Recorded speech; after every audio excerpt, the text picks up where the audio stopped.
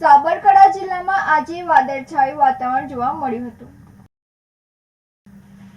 સાબરકાંઠા જિલ્લામાં આજે વાદળછાયું વાતાવરણ સર્જાયું હતું, જેમાં સાબરકાંઠા જિલ્લાના હિંમતનગર શહેરમાં વહેલી સવારે ઝરમર વરસાદ વરસ્યો હતો અને વડાલી શહેરમાં પણ ઝરમર વરસાદ વરસ્યો હતો, જેમાં શહેર સહિત ગ્રામ્ય પંથકમાં પણ ઝરમર વરસાદ પડ્યો હતો અને વરસાદને લઈને ગરમીથી મળી લોકોને રાહત મળી હતી. જેમાં ધીમીધાર વરસાદે ચોમાસું બેસવાનો હોવાથી ખેડૂતોમાં આનંદ છવાયો હતો અને વરસાદને લઈ વાતાવરણમાં ઠંડક પ્રસરી રહી હતી. આમ સાબરકાંઠા જિલ્લામાં વાદળછાયું વાતાવરણ વચ્ચે વરસાદ વરસતા લોકોમાં ખુશી જોવા મળી હતી. સુરેશ થોડી સાથે નંદિની જોશી, સિટી ન્યૂઝ હિંમતનગર.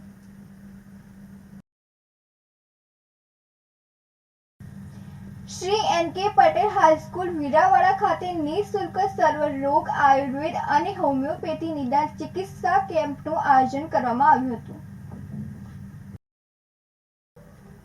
નિયામક શ્રી આયુષની કચેરી ગાંધીનગર તથા આરોગ્ય પરિવાર કલ્યાણ વિભાગ ગુજરાત રાજ્ય અંતર્ગત જિલ્લા આયુર્વેદ અધિકારી સાબરકાંઠાના માર્ગદર્શન હેઠળ શ્રી એન.કે. પટેલ હાઈસ્કૂલ વીરાવાડા ખાતે નિઃશુલ્ક સર્વરોગ આયુર્વેદ અને હોમિયોપેથી નિદાન ચિકિત્સા કેમ્પનું આયોજન કરવામાં આવ્યું હતું, જેમાં બહોળી સંખ્યામાં દર્દીઓએ લાભ લીધો હતો.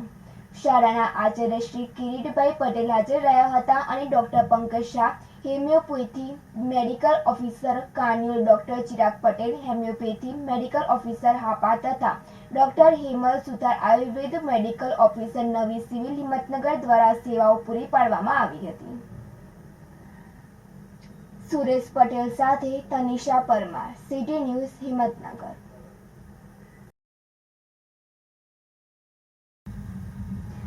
સાબરકાંઠા જિલ્લામાં એબીવીપી દ્વારા જીસીએસ પ્રવેશ પ્રક્રિયાને લઈ વિરોધ કરવામાં આવ્યો હતો. સાબરકાંઠા જિલ્લામાં એબીવીપીના કાર્યકરો દ્વારા જીસીએસ પ્રવેશ પ્રક્રિયાને લઈ વિરોધ કરવામાં આવ્યો હતો, જેમાં એબીવીપી દ્વારા જિલ્લા કલેક્ટર કચેરી ખાતે વિરોધ નોંધાવી રજૂઆત કરી હતી. જેમાં વિદ્યાર્થીઓને જીસીએસ એડમિશન પ્રક્રિયામાં મુશ્કેલી અનુભવાતી હોવાને લઈ એબીવીપીના કાર્યકરો દ્વારા વિરોધ દર્શાવી રજૂઆત કરાઈ હતી અને કલેક્ટર કચેરી ખાતે એબીવીપીના 15 જેટલા કાર્યકરો દ્વારા વિરોધ દર્શાવી રજૂઆત કરવામાં આવી હતી.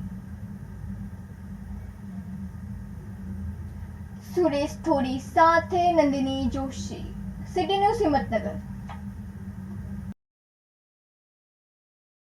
જિલ્લા સહયોગી આજ રોજ જીકાસ પોર્ટલને લઈ સાબરકાંઠા કલેક્ટરશ્રીને એબીવીપી સાબરકાંઠા દ્વારા જે પણ ક્ષતિઓ રહી ગઈ તે માટે એબીવીપી સાબરકાંઠાએ આજે સરકારશ્રીને કલેક્ટરશ્રી દ્વારા આવેદનપત્રક આપવામાં આવ્યું. એબીવીપીએ 48 કલાકનું અલ્ટિમેટમ આપ્યું.